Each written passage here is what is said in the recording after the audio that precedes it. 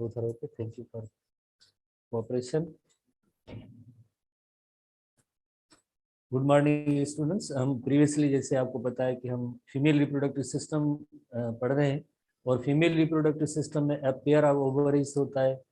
Pair of ovaries के बाद जैसे सबसे पहले उसके बाद जैसे ओवरीज का काम जो होता है आपको पता है, एक सेल प्रोड्यूस करना।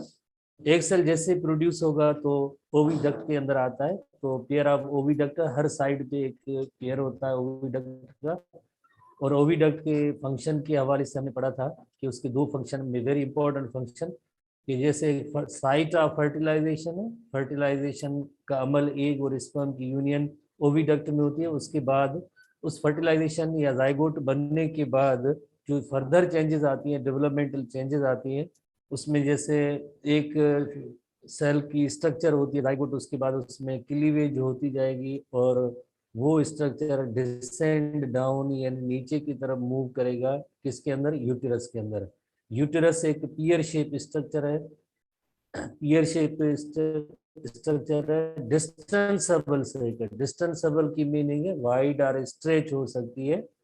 जैसे एक विमेन जो है जिसकी प्रेगनेंसी नहीं हुई है तो उसकी यूटेरस से छोटी होती है, स्मॉल होती है, जब प्रेग्नेंट होती है तो उसकी साइज जो है स्ट्रेच हो सकती है। ये डिस्टेंसेबल एक सैक लाइक स्ट्रक्चर है, मस्कुलर स्ट्रक्चर है, जिसके अंदर like developing young one 9 months तक मदर की बॉडी के अंदर जिस स्ट्रक्चर के अंदर रहता है उससे कहते हैं यूटेरस और वूम। जैसे कल हमने यूटेरस और वूम के बारे में थोड़ा बहुत डिस्कस किया था, आज वहीं से उसको कंटिन्यू करते हैं यूटेरस और वूम से। यूटेरस और वूम, तो यूटेरस और वूम जैसे उसके 3 बॉडी पार्ट्स हमने डिस्कस किए थे। There are 3 parts of uterus. Uterus के 3 पार्ट्स हैं। कौन से 3 पार्ट्स हैं? जैसे हमने देखा कि लाइक एक फंडस है, एक फंडस पार्ट है,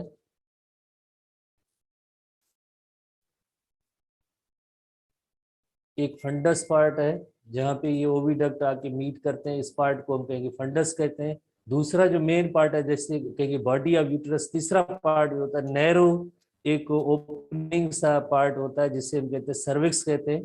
सर्विक्स के बाद जैसे आखिरी हिस्सा टर्मिनल पार्ट जो है फीमेल रिप्रोडक्टिव का सिस्टम का जो वेजाइना होता है। तो ये जो है बहुत ही एक थिन नैरो नैरो कैनाल होगा जिसे कहेंगे सर्वाइकल कैनाल, सर्विक्स से सर्वाइकल कैनाल। जैसे हमने कल भी डिस्कस किया था कि हमारे एसटीबी बुक के अंदर जैसे सर्विक्स के बारे में लिखा हुआ है, it is narrow neck of uterus. तो एनटीबी बुक के अंदर वेरी क्लियर है, इसके 3 पार्ट्स हुए, एक फंडस है, दूसरा पार्ट जिसे हम कहेंगे बॉडी कहेंगे, और तीसरे पार्ट को हम कहेंगे सर्विक्स कहेंगे। और उसके बाद जैसे आखिरी हिस्सा एक सिल्परी ट्यूब है दैट इज कॉल्ड वेजाइना। तो इसी तरह से जो है 3 बॉडी पार्ट्स के बाद अब हम इस लाइक यूटेरस की कंपोजिशन देखेंगे कि किसकी बनी हुई है। यूटेरस एक डिस्टेंसेबल सैक है, डिस्टेंसेबल सैक है। डिस्टेंसेबल सैक की मीनिंग है कि ये स्ट्रेच हो सकती है या वाइड हो सकती है, वाइड और स्ट्रेच हो सकती है ड्यूरिंग ड्यूरिंग प्रेगनेंसी। प्रेगनेंसी के दौरान जो है ये वाइड और डिस्टेंस और स्ट्रेच हो सकती है। और इसकी जो नेचर है वो 3 लेयर्स है। जैसे हमारे एसटीबी बुक के अंदर, सिंध टेक्स्ट बुक बोर्ड के अंदर 2 लेयर्स बताए गए। कौन से? एक outer muscular layer is called myometrium, inner layer is called endometrium, inner thin vascular spongy layer is called endometrium. But NTB book के अंदर एक तीसरा लेयर भी दिया गया एंडोमेट्रियम, जो इनर जो लाइक थिन वेस्कुलर स्पंजी होता है, outer muscular layer is called myometrium. But इसके अंदर एक और तीसरा लेयर भी लाइक हमारे एनटीबी बुक में डिस्कस्ड है। और इस तीसरे लेयर को जैसे अगर हम इसकी कंपोजिशन में देखेंगे that is called perimetrium. Perimetrium जो सबसे बाहर जो है थिन जो कवरिंग है दैट इज कॉल्ड पेरीमेट्रियम। और मस्कुलर लेयर होता है उसे कहेंगे मायोमेट्रियम जो मसल का बना हुआ है। और इनर जो है एंडोमेट्रियम है। जैसे ये सेम तस्वीर जो है इसी लाइक यूटेरस के पोर्शन से ली गई है जिसमें outer one that is called perimetrium. और ये जो मस्कुलर लेयर होता है जो मसल का बना होता है उसे कहेंगे मायोमेट्रियम। और सबसे इनर मोस्ट जो लेयर होता है उसे हम कहते हैं एंडोमेट्रियम। थिक वेस्कुलर और स्पंजी बनता है हर 28th डे के बाद। देन इसी लेयर की जो शेडिंग होती है। तो 3 लेयर्स जैसे इसकी कंपोजिशन के हवाले से है, नंबर 1 पेरीमेट्रियम, नंबर 2 इस मायोमेट्रियम, और इनसाइड जो होता है उसे हम कहते हैं एंडोमेट्रियम। और ये एंडोमेट्रियम की लाइनिंग हर 28 डेज के बाद शेड होती रहती है मेंस्ट्रुएशन की सूरत में। तो इसी तरह से 3 पार्ट्स होते हैं लाइक इसके यूटेरस के। पेरीमेट्रियम सबसे बाहर है, myometrium, myo refers to muscle, muscular layer जो है, और एंडोमेट्रियम जो है लाइनिंग होती है थिक वेस्कुलर स्पंजी, वेस्कुलर की मीनिंग होती है ब्लड सप्लाई जिसमें होती है, रिच ब्लड सप्लाई, तो वो इस लेयर को हम कहेंगे एंडोमेट्रियम कहते हैं। बार बार जैसे रिपीट कर रहे हैं एंडोमेट्रियम, जैसे हर 28 डेज के बाद ये इसकी जो शेडिंग होती है in the form of menstrual flow. और इसी तरह से हमने जैसे 3 पार्ट्स जैसे पढ़े थे यूटेरस के, एक फंडस ऑफ यूटेरस, और इसी तरह से दूसरा पार्ट जो बॉडी ऑफ यूटेरस पढ़ा था, और तीसरा पार्ट जो था हमने पढ़ा था cervix, cervix narrow neck of, जैसे सर्विक्स पार्ट है, 3 बॉडी पार्ट्स हैं, 3 पार्ट्स हैं, number 1 is fundus, number 2 body, number 3 is the cervix. और सर्विक्स एक बहुत ही नैरो पोर्शन है, उसके बाद देन जो वेजाइना का पार्ट आता है। तो cervix narrow neck of, like narrow neck of uterus है। इसी तरह से हमने ये देखा कि देयर आर 3 पार्ट्स ऑफ, अगर हम इसका सेक्शन करेंगे तो हमें इस यूटेरस के 3 पार्ट्स नजर आएंगे। नंबर 1 इज पेरीमेट्रियम, जो ये थिन लेयर है, that is called perimetrium. Number 2 myometrium, ये जो मस्क्यूलर लेयर है, दिस इज कॉल्ड मायोमेट्रियम दूसरे नंबर पे। और इनसाइड जो सबसे तीसरे नंबर पे जो है एंडोमेट्रियम है। एंडोमेट्रियम की लाइनिंग जो है थिक वेस्कुलर स्पंजी होती है और शेडिंग होती रहती है। तो 3 इसके जो है यूटेरस के लेयर्स हैं, 3 लेयर्स हैं कंपोजिशन ये। अब हम टेक्स्ट पोर्शन पे आते हैं कि हमारे टेक्स्ट बुक में जैसे क्या लिखा हुआ है इन्हीं 3 लेयर्स के बारे में। The wall of uterus is composed of 3 layers. कौन से 3 लेयर है? दैट इज नंबर 1 सबसे बाहर जो पेरीमेट्रियम है, outer most thin covering layer of the uterus, सबसे बाहर जो आउटर मोस्ट थिन कवरिंग है। मायोमेट्रियम, मायो लफ्ज की मीनिंग ही मसल होती है, जहां भी मायो लफ्ज इस्तेमाल होता है बायोलॉजिकल साइंसेज में उसकी मीनिंग ही है मसल। मस्क्यूलर लेयर है, एक मिडिल है, थिक है muscular layer, and composed of bundles of smooth muscles, smooth muscles का बना हुआ है, which contract rhythmically during the child birth to expel the body from the mother's body. Child birth के दौरान जैसे हमने ऑक्सीटोसिन हार्मोन के बारे में एंडोक्राइन सिस्टम में पढ़ा था, ऑक्सीटोसिन हार्मोन यूटेरिन कॉन्ट्रैक्शन कराता है चाइल्ड बर्थ के दौरान। तो ये यूटेरिन कॉन्ट्रैक्शन होगी यकीनन, तो मसल्स होंगी, कौन सी मसल है? यूटेरस के अंदर स्मूथ मसल्स हैं जिनकी लाइक अल्टरनेट कॉन्ट्रैक्शन रिलैक्सेशन होगी। इसकी वजह से, इस प्रेशर की वजह से, देन कॉन्ट्रैक्शन की वजह से जो डेवलपिंग यंगन था अब उसकी जो है लाइक डिलीवरी होगी, चाइल्ड बर्थ होगा, इन्हीं यूटेरिन कॉन्ट्रैक्शंस की वजह, इन्हीं मायोमेट्रियम की मसल्स की वजह से। मायोमेट्रियम जो है स्मूथ मसल्स इसमें होती हैं, और इसमें कॉन्ट्रैक्शन जब होगी, रिदमिक कॉन्ट्रैक्शन, तो बेबी जो है मदर की बॉडी से बाहर आएगा, डिलीवरी होगी, तो इन मसल्स की वजह से। नंबर 3 जो लेयर है दैट इज कॉल्ड एंडोमेट्रियम, जो इनर है, स्पंजी है, lining of the uterus, यूटेरिन cavity है, यूटेरिन कैविटी।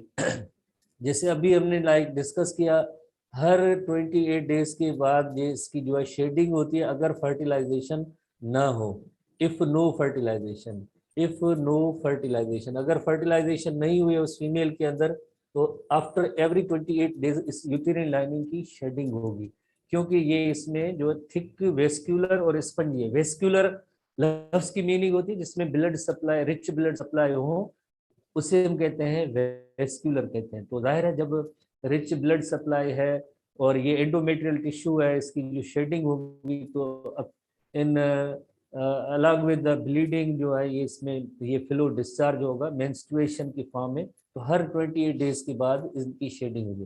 तो हमारे टेक्स्ट बुक में भी ये लिखा हुआ है, इफ फर्टिलाइजेशन अगर फर्टिलाइजेशन होती है तो the young embryo is implanted into the endometrium and resides there rest of its development. Rest of development कितनी? 9 मंथ तक वो एम्ब्रियो इसी यूटेरस के अंदर रहता है।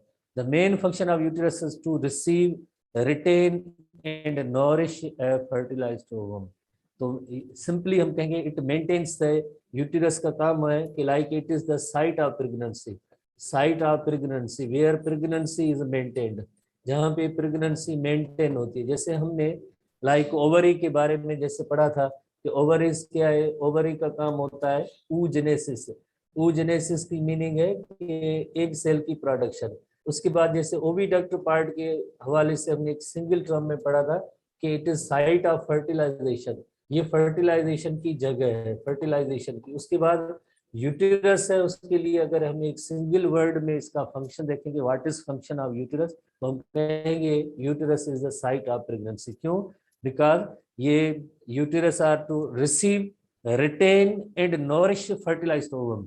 फर्टिलाइज्ड ओवम, जाइगोट, उसके बाद जो चेंजेस होंगी उसको रिसीव भी करेंगे और देन उसको रिटेन भी करेंगे टिल डेवलपमेंट इज कंप्लीटेड, जब तक डेवलपमेंट कंप्लीट नहीं होती है। और उसी वक्त तक जो है उस यंग वन की जो है नॉरिशमेंट या उसको जो फीडिंग होगी मदर के जरिए होगी। मदर की बॉडी की यूटेरस के अंदर एक प्लेसेंटा स्ट्रक्चर बनती है प्रेग्नेंट मदर के अंदर, और प्लेसेंटा के जरिए इस यंग वन को जो है फीडिंग और नोरिशमेंट होती रहेगी या मटेरियल्स की एक्सचेंज होती रहेगी इस प्लेसेंटा के जरिए, और वो प्लेसेंटा भी यूटेरस के अंदर बनती है। तो ये सारे काम जो है यूटेरस के अंदर ही होते हैं। सो इस वजह से सिंपल वर्ड्स में हम कहेंगे uterus is the site of pregnancy, where pregnancy is maintained, where 9 months जो है यंग वन की जो डेवलपमेंट होती है 9 मंथ्स तक वो इसी लाइक यूटेरस के अंदर होती है। तो सबसे पहले अब देखिए यूटेरस के अंदर हमने क्या पढ़ा, दोनों साइड से जब ओविडक्ट आके फ्यूज मिलते हैं, ज्वाइन करते हैं उस स्ट्रक्चर को, हम यूटेरस कहेंगे। 3 पार्ट्स हैं, टॉप का जो पार्ट है उसे फंडस कहते हैं, मेन पार्ट बॉडी है, और आखिरी हिस्सा जो है कि नैरो पोर्शन है that is called as cervix. इसी तरह से यूटेरस की वाल की जब कंपोजिशन देखेंगे कि किस तरह से बनी हुई है, सबसे outer most that is called perimetrium, उसके बाद दूसरा जो लेयर है दैट इज कॉल्ड मायोमेट्रियम जो स्मूथ मसल्स का बना हुआ है, मायोमेट्रियम स्मूथ मसल्स का बना हुआ है। और ये स्मूथ मसल्स की कॉन्ट्रेक्शन होती है चाइल्ड बर्थ के दौरान, जिसकी वजह से डिलीवरी ऑफ द बेबी होता है ऑक्सीटोसिन हार्मोन के इन्फ्लुएंस में। इसी तरह से हम जो है नेक्स्ट जो आखिरी पार्ट जो होता है उससे इनर मोस्ट होता है, वो होता है एंडोमेट्रियम होता है जो थिक वेस्क्यूलर और स्पंजी होता है। हर 28 डेज के बाद ये इसकी डेवलपमेंट होती रहती है, थिक वेस्क्यूलर स्पंजी होता है to receive the possible like अगर फर्टिलाइजेशन हो तो मीन्स एम्ब्रियो को रिसीव करना, ये इसका काम होता है। इस वजह से हर 28 डेज के बाद इस तरह से इसकी डेवलपमेंट होती है। अगर फर्टिलाइजेशन नहीं होती है तो शेडिंग होती है, अगर फर्टिलाइजेशन होती है तो ये एंडोमेट्रियम लाइनिंग है उससे एम्ब्रियोनिक स्ट्रक्चर को रिटेन करेगा, इम्प्लांटेशन उससे अमल को कहते हैं। आगे टॉपिक्स मौजूद हैं। और देन 9 मंथ्स तक जो है इसकी डेवलपमेंट होती रहती है इसी यूटेरस के अंदर। तो uterus is the site of pregnancy where pregnancy is maintained 9 months तक। तो होपफुली आपने इन पॉइंट्स को समझ लिया होगा। अब हम नेक्स्ट आते हैं यूटेरस के बाद जैसे एक पार्ट है that is called as cervix. इसका नैरो नेक है, narrow entrance to the uterus is called as cervix. जैसे आपको पता है हमने अभी जैसे डिस्कस किया यूटेरस और देन ये नैरो पार्ट होता है, उसके बाद एक सिल्परी ट्यूब है दैट इज कॉल्ड वजाइना।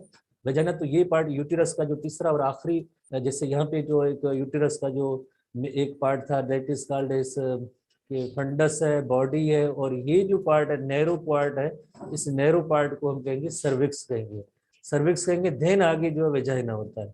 तो narrow entrance to the uterus है, यूटेरस की नैरो नेक ऑफ यूटेरस जिससे हम कह सकते हैं, और जो आगे क्या बनेगा उससे आगे जो है वेजाइना बनेगा। और हमारे एनटीबी बुक के हवाले से एक पॉइंट है, normally it is blocked by plug of the mucus, plug of the mucus, यानी इस जगह पे एक म्यूकस, थिक म्यूकस का एक यहाँ पे लेयर होता है, थिक म्यूकस का यहाँ पे लेयर होता है। प्लग की मीनिंग होती है जैसे कि समवाट ऐसी स्ट्रक्चर जो किसी चीज की फ्लो को जैसे स्टॉप करे, तो उसके लिए लफ्ज प्लग इस्तेमाल किया जाता है। तो ये प्लग ऑफ म्यूकस, म्यूकस एक सिल्परी सिक्रीशन होती है, उसका एक प्लग मौजूद है। ठीक है, जैसे जैसे फीमेल बॉडी जो है उसमें मैच्योरिटी की तरफ आती है तो ईस्ट्रोजन हार्मोन की कंसंट्रेशन ज्यादा बढ़ जाती है। जैसे ईस्ट्रोजन हार्मोन उस लेवल उसकी जो इंक्रीज होगी तो यही थिक प्लग जो होता है, जो म्यूकस का प्लग होता है, ये नैरो चैनल्स में जैसे कन्वर्ट हो जाएगा। उसके बाद स्पर्म्स जो एंटर हो सकते हैं, अदरवाइज जैसे एक जैसे यहाँ पे एक प्लग मौजूद है म्यूकस का मौजूद है, यही ऐसा म्यूकस का जो प्लग है ड्यूरिंग प्रेगनेंसी तब भी बनता है। ड्यूरिंग प्रेगनेंसी ऐसा थिक जो प्लग बनता है इस म्यूकस सर्वाइकल रीजन के अंदर, जिससे हम कहते हैं म्यूकस प्लग कहते हैं। This is called mucus plug. यहाँ पे जैसे ये वेजाइना है और यूटेरस जहाँ पे यंग वन की डेवलपमेंट होती है इस पार्ट को यूटेरस कहते हैं। और ये जो पार्ट होता है इसके अंदर एक थिक म्यूकस का पलग होता है। जैसे आगे हम पढ़ेंगे मेंस्ट्रुअल साइकिल के अंदर ये हेडिंग भी आ जाएगी कि लाइक ईस्ट्रोजन की इंक्रीज की वजह से यही जो थिक म्यूकस का पलग होता है वो थिन चैनल्स में थोड़ा सा डिस्ट्रीब्यूट हो जाएगा, डिवाइड हो जाएगा थिन नैरो चैनल्स की सूरत में। बट यहाँ भी सिंपली हम ये कहेंगे कि इट इज नॉर्मली ब्लॉक्ड। और इसका एक और भी जैसे एक लाइक रीजन है। रीजन ये है नेचर ने जैसे काफी सारी चीजें ऐसे प्रोटेक्टिव इन नेचर जो स्ट्रक्चर्स डेवलप की है। जैसे अदर बुक्स हैं, रेफरेंस बुक आगे जो मेडिकल वगैरह की बुक्स हैं वो ये बताते हैं कि इस थिक म्यूकस का एक रीजन ये होता है कि बैक्टीरिया की इंट्रेंस यहाँ पे ना हो, आगे जो है बैक्टीरिया की इंट्रेंस, माइक्रोब्स की इंट्रेंस ना हो, इस वजह से थिक म्यूकस है। इवन इसके अंदर इम्यूनोग्लोबिन्स भी होते हैं। इम्यूनोग्लोबिन्स ऐसे होते हैं लाइक जो हमारे डिफेंस मैकेनिज्म का जैसे वो पार्ट है, तो उससे माइक्रोब से फाइट करने की उन्हें भी सलाहियत होती है, इस म्यूकस के अंदर होते हैं। तो इस तरह से ये एक नेचुरल प्रोटेक्शन भी है यूटेरस के हवाले से, तो इस थिक म्यूकस की वजह से एक वन ऑफ द प्रोटेक्शन ही है। ठीक है, तो इसी तरह से हमें इतनी डिटेल हमारे यहाँ इस चैप्टर 4 के अंदर इसकी जरूरत नहीं है। सिंपली हम ये कहेंगे कि it is normally blocked by plug of the mucus. Mucus का एक पलग हो, उसके जरिए ये ब्लॉक होता है। उसके बाद नेक्स्ट हम आते हैं, नेक्स्ट पार्ट तक आते हैं, दैट इज अगेन यूटेरस और वूम की तरफ आएंगे कि यूटेरस और वूम के अंदर क्या क्या हमने पढ़ा है। दोबारा से अगर पता नहीं कितनी बार पढ़ते हैं, क्लास लेके वापस आते, आज कुछ समझ में नहीं है, ऐसे भी स्टूडेंट हैं पता नहीं। बट थोड़ा सा स्टूडेंट को जैसे थोड़ा वेट करना चाहिए, जो हम पढ़ते हैं घर जाके एक बार, दो बार, तीन बार पढ़ेंगे तो यकीनन समझ में आएगा। थोड़ी अपनी ट्राई भी करें, अपनी तरफ से भी ट्राई करेंगे तब बायोलॉजी समझ में। तो बार बार कहता हूँ, जब तक आप खुद नहीं पढ़ेंगे बायोलॉजी आपको कैसे याद होगी? याद होगी तो आगे आप अच्छी तरह से टेस्ट में परफॉर्म करोगे। और याद आप नहीं करेंगे क्योंकि नहीं, जिस वक्त हम पढ़ने बैठे हैं और उस वक्त कोई पढ़ाता रहे, ये मेथड सही नहीं होता है। आपको आगे अगर सक्सेसफुल रहना है तो आप जो चीज़ें यहाँ पे डिस्कस होती हैं उसी को शाम को या जब भी आपका टाइम मिले उसमें जैसे आप दोबारा आप खुद पढ़ेंगे तो समझना। नंबर 2, थोड़ी सी असिस्टेंस लें डिक्शनरीज के लिए, इंग्लिश टू उर्दू और सिंधी जो लैंग्वेज है उसकी भी असिस्टेंस लें। और थोड़ी सी टर्म्स है उनको ब्रेक करने की लाइक टेक्निक आप सीखेंगे तो आहिस्ता आहिस्ता बायोलॉजी आपके जो बिल्कुल कंट्रोल में आ जाएगी। आप कहेंगे हम बायोलॉजी में एक्सपर्ट है, क्योंकि बायोलॉजी एक स्कोरिंग सब्जेक्ट है, आपको आगे बहुत ही बूस्ट अप देगा आपके स्कोर को। तो उसको थोड़ा सा याद करने की कोशिश करें आप। ठीक है, तो टाइम थोड़ा ज़ाया हो गया हमारे। जैसे फंडस पोर्शन, बॉडी है मेन पार्ट, और तीसरा पार्ट जैसे आपको पता है ये जो नैरो पार्ट है that is called as cervix. Cervix एक नैरो पार्ट है और ये मेन पार्ट है, इसे हम कहेंगे बॉडी कहेंगे, और ये जो पार्ट है इसे फंडस कहेंगे। और दूसरी बात हमने ये पढ़ी कि नंबर 2 जैसे मायो, ठीक है, ये एक लाइक पेरीमेट्रियम से बाहर मायोमेट्रियम दूसरे नंबर पे है, मस्कुलर, और तीसरे नंबर पे एंडोमेट्रियम है। और उसके बाद सर्विक्स के बाद देन जो पार्ट होता है एक muscular part, tube like part है, दैट इज कॉल्ड विजाइना। अब हम जैसे नेक्स्ट पार्ट विजाइना पे आते हैं, नेक्स्ट पार्ट विजाइना पे आते हैं। अच्छा, सर्विक्स के बारे में जैसे और थोड़ी सी डिटेल है। सर्विक्स एक इलस्ट्रेशन को ही देखते हैं कि सर्विक्स के अंदर क्या होता है। ये सर्विक्स सारा जो वूम है इसके अंदर डेवलपिंग यंग वन है, और ये प्लेसेंट्रा बनती है। प्लेसेंट्रा मदर एंड एम्ब्रियो के दरमियान कनेक्शन होता है, और इस एम्ब्रियो की डेवलपमेंट 9 मंथ्स तक इस यूटेरस के अंदर होती है। ये यूटेरस ही है जिसके अंदर जैसे 9 मंथ्स मदर की बॉडी के अंदर डेवलपमेंट होती है। तो अभी थोड़ी देर पहले हमने डिस्कस किया, तो यहाँ पे सर्विक्स के अंदर एक पलग होता है ड्यूरिंग द म्यूकस पलग होगा, वो ड्यूरिंग द प्रोसेस जब डेवलपमेंट का हो रहा होता है प्रेगनेंसी पीरियड, तो उसमें ये थिक म्यूकस का पलग होता है। इसी तरह से पहले भी होता है पर हम ये डिस्कस करेंगे। इसी तरह से ये आपने देखा कि uterus is the place where pregnancy is maintain 9 months development. उसके बाद नेक्स्ट हम आएंगे आखिरी part that is called the vagina. आखिरी पार्ट जो वेजाइना पार्ट है, जैसे फीमेल रिप्रोडक्टिव सिस्टम के हवाले से थिन वॉल्ड है, 8 to 10 सेंटीमीटर लॉन्ग, और ट्यूब है जैसे सिल्परी ट्यूब है, thin called 8 to 10 centimetre long tube को हम कहेंगे वेजाइना कहेंगे, और extends from cervix to the exterior body. जैसे थोड़ी देर पहले हमने देखा कि लाइक सर्विक्स से यहाँ से एक्सटेंड होता है to the exterior of the body, आखिर में जैसे ये वेजाइना पार्ट है, तो आखिरी पार्ट है दैट इज कॉल्ड वेजाइना। और वेजाइना के हवाले से दो फंक्शन है, इसके इम्पोर्टेंट फंक्शन है। एक लाइक फंक्शन ये है कि it serves as a birth canal, young one की जो डिलीवरी होती है वो इस कैनाल के जरिए होगी, वेजाइना के जरिए होगी। नंबर 2, मेंस्ट्रुअल फ्लो का भी डिस्चार्ज इस वेजाइना से होता है, वेजाइना से होता है। दो काम है इसके, cervix to the exterior body ये होगा, vagina is called the birth canal, commonly called the birth canal, as it provides a passage way for delivery of the infant, या यंग वन की जो डिलीवरी होती है, जन्म होता है कि किसी एक इंसान का, लाइक वो मदर की बॉडी से, तो लाइक उसमें जो वेजाइना स्ट्रक्चर है उससे जो है इसकी डिलीवरी होगी, नंबर 1। नंबर 2, जिससे हर 28 डेज के बाद जैसे मेंस्ट्रुअल साइकिल होता है उसका, जैसे अभी हमने डिस्कस किया कि एंडोमेट्रियम की लाइनिंग की शेडिंग होती है, तो वो फ्लो भी इस वेजाइना से पास होता है। आखिरी जैसे पॉइंट है, urethra is embedded in its anterior wall, जहाँ पे वेजाइना है, वेजाइना पार्ट है उसकी एंटीरियर वॉल से यहाँ पे यूरिथ्रा होती है, यूरिथ्रा होती है जहाँ से यूरिन डिस्चार्ज होता है। तो जैसे हमने पहले ही पढ़ा कि मेल का यूरिथ्रा और फीमेल की यूरिथ्रा में एक डिफरेंस है। मेल की यूरिथ्रा जो होती है यूरिनोजेनाइटल डक्ट है, जिसमें यूरिन एज वेल एज सीमेन दोनों पास होंगे, और फीमेल की urethra only and only for urine होता है। ये थोड़ा सा डिफरेंस भी हमने पढ़ा था। बहरहाल हम जो पढ़ रहे हैं vagina 8 to 10 centimetre long tube है, और सर्विक्स से एक्सटीरियर बॉडी तक किया जाता है पार्ट, और इसके दो फंक्शन है, कौन से, एक डिलीवरी ऑफ द बेबी या इन्फेंट, और नंबर 2 मेंस्ट्रुअल फ्लो का डिस्चार्ज। बस 3 पॉइंट्स हैं, यही आपको याद करनी। उसके बाद वेरी इंपॉर्टेंट टॉपिक है कि लाइक पहले हम देखते हैं कि फीमेल रिप्रोडक्टिव सिस्टम के ओवरऑल फंक्शन क्या है। जैसे हमने मेल रिप्रोडक्टिव सिस्टम के भी फंक्शंस पढ़े थे, लाइक जैसे उसमें स्पर्म की प्रोडक्शन है, और स्पर्म्स कंट्रीब्यूट होंगे तो आगे जैसे यंग वन के बनने का अमल होगा, रिप्रोडक्शन का फिनोमेना।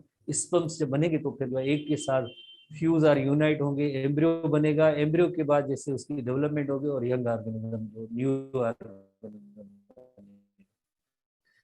इसी तरह से अगर हम फीमेल रिप्रोडक्टिव सिस्टम के फंक्शंस को देखें, उसमें नंबर 1 जैसे फंक्शन है प्रोडक्शन ऑफ एग, जिसे हम ओवा प्लूरल जैसे होता है, ओवा प्लूरल वर्ड है, तो एग और ओवा की प्रोडक्शन जो होती है वो ओवरी के अंदर होती है, तो पहला फंक्शन ये है प्रोडक्शन ऑफ एग।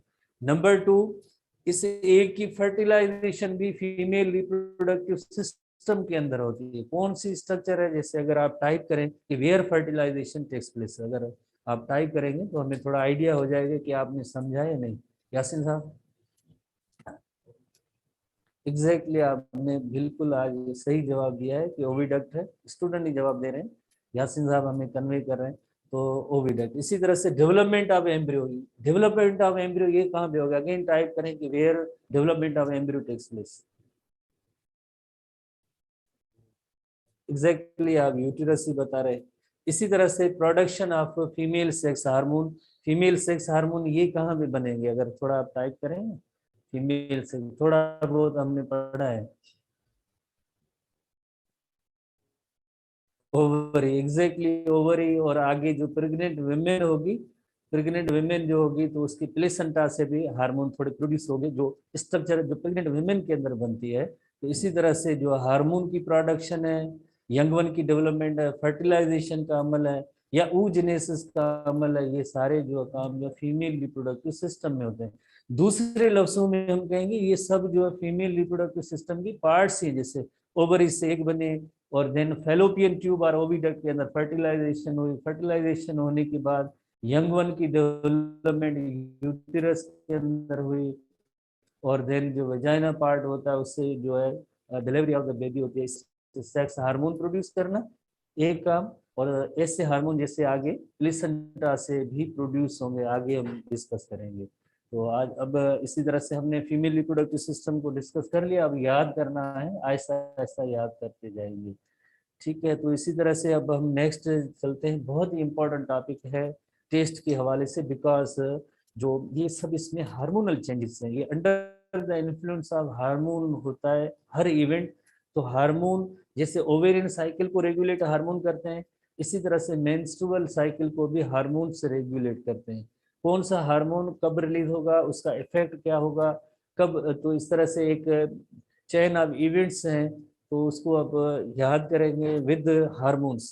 हार्मोन्स के हवाले से भी बहुत इंपॉर्टेंट टॉपिक है। तो थोड़ा सा STB Sindh text book board और एनटीबी में थोड़ा सा डिफरेंस भी आएगा, बट हम कोशिश करेंगे कि दोनों को समझ लें अच्छी तरीके से, ताकि ये चीज़ें हमें याद हो जाएं। तो सबसे पहले जैसे एक ओवेरियन साइकिल है, जो आई थिंक आप सब स्टूडेंट्स को अब याद हो गया होगा।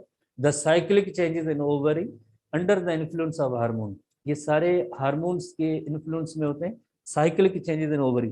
तो जैसे हमने थोड़ी देर मीन्स एक दो दिन पहले भी पढ़ा था, बार बार पढ़ते आ रहे हैं कि ओवरी के अंदर जैसे काफी सारे एक इमेच्योर फॉलिकल्स होते हैं। सबसे पहले जैसे प्यूबर्टी पे, जैसे फीमेल की एज प्यूबर्टी तक पहुंचती है, तो उसके बाद एफएसएच रिलीज होगा, जिसकी वजह से follicles start to grow, start to develop. काफी सारे फॉलिकल जो है कंपीट करते हैं, बट वन फॉलिकल मैच्योर्स, एक फॉलिकल नॉर्मली मैच्योर होता है, उस फॉलिकल के अंदर एक सेल पड़ा होता है। देन एफएसएच के बाद जैसे आपको पता है, जैसे एफएस मैच्योर फॉलिकल जैसे एक बनेगा, तो अभी हमने जैसे एनटीबी के हवाले से पढ़ा है कि उनके सेल्स ईस्ट्रोजन हार्मोन प्रोड्यूस करेंगे। Oestrogen hormone mature follicles produce करेंगे, फिर ईस्ट्रोजन हार्मोन के इन्फ्लुएंस की वजह से एफएसएच आगे स्टॉप हो जाएगा। अनदर एक हार्मोन रिलीज होगा anterior lobe of pituitary gland से, anterior lobe of pituitary gland, जिसे एलएच कहते हैं, ल्यूटिनाइजिंग हार्मोन। अगर ये मैं इवेंट ना भी बताऊं, आपसे पूछता रहूं, तब भी आप बता सकते हैं, आपने इतना अच्छा पढ़ा है, याद भी कर लिया। एलएच का इफेक्ट ये होता है कि अगर आपसे एक सिंगल वर्ड में अगर आपसे पूछोगे, आप बताएं, टाइप करें एलएच का फंक्शन आगे क्या होगा, यासीन साहब, सिंगल वर्ड के अंदर एक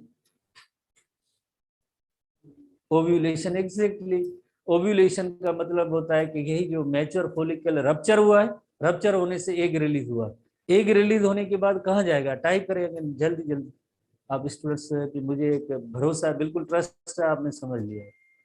कहाँ जाएगा, यकीनन ओविडक्ट के अंदर जाएगा। एग्जैक्टली ओविडक्ट के अंदर चला जाएगा। बाकी रप्चर्ड फॉलिकल होगा, उससे क्या बनेगा, रप्चर्ड फॉलिकल से क्या बनेगा, टाइप करते जाए आज। रप्चर्ड फॉलिकल से कार्पस ल्यूटियम बनेगा, जो आपने बिल्कुल सही बताया, कार्पस ल्यूटियम बनेगा। कार्पस ल्यूटियम खुद एक एंडोक्राइन, एक टेम्पररी एंडोक्राइन स्ट्रक्चर बन जाती है कार्पस ल्यूटियम की, जो प्रोजेस्टेरोन हार्मोन प्रोड्यूस करते रहेंगे। जब प्रोजेस्टेरोन हार्मोन मौजूद होगा, तो उसकी वजह से एफएसएच वगैरह रिलीज नहीं होंगे, एफएसएच रिलीज नहीं होगा प्रोजेस्टेरोन की वजह से। ये नेगेटिव फीडबैक मैकेनिज्म है, नेगेटिव फीडबैक मैकेनिज्म है। प्रोजेस्टेरोन हार्मोन कब तक रिलीज होता रहेगा या कार्पस ल्यूटियम प्रोड्यूस करती रहेगी, 28th डे पे। 28th डे पे अगर फर्टिलाइजेशन नहीं होती है, तो कार्पस ल्यूटियम डीजनरेट हो जाएगा। कार्पस ल्यूटियम डीजनरेट हुआ, तो यानी प्रोजेस्टेरोन की प्रोडक्शन भी बंद हो जाएगी और एफएसएच की दोबारा से शुरू हो जाएगी। अगर फर्टिलाइजेशन हो जाती है, तो यानी आगे ये कार्पस ल्यूटियम रहता है और फिर प्रोजेस्टेरोन हार्मोन प्रोड्यूस होता रहेगा, एफएसएच फिर नहीं होगा। तो इस साइक्लिक चेंजेस के लिए लफ्ज इस्तेमाल होता है यूटेरी, इसके लिए ओवेरियन साइकिल लफ्ज इस्तेमाल होगा। ओवेरियन साइकिल की मीनिंग ये है कि यानी cyclic changes in ovary under the influence of hormone. तो इसकी इलस्ट्रेशन हमने एक बार पहले ही जैसे डिस्कस की, अगेन हम देखते हैं कि इसके अंदर क्या क्या है ओवेरियन साइकिल के हवाले से।